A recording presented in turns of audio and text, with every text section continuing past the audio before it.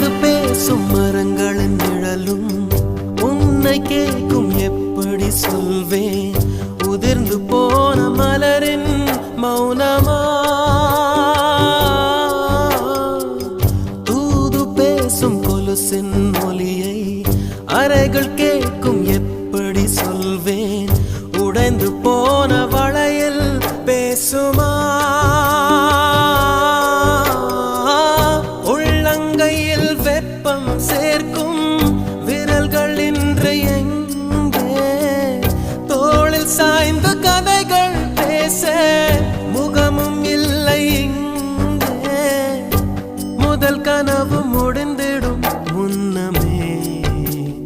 தூக்கம் கலைந்ததே